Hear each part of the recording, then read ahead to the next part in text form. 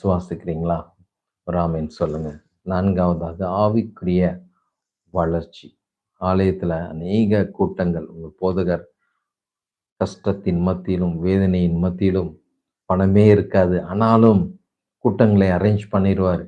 அந்த கூட்டம் உங்கள் வாழ்க்கையில் ஆவிக்குரிய வளர்ச்சியை கொடுக்கக்கூடிய, உங்கள் வாழ்க்கையை மறுரூபப்படுத்துகிற ஒரு டர்னிங் பாயிண்டான கூட்டமாய் அந்த கூட்டம் இருக்கும். ஆம் தேவ பிள்ளைகளே, ஆலயத்தில் சொல்லப்படுகிற எல்லா கூட்டங்களுக்கும் செல்லுங்கள்.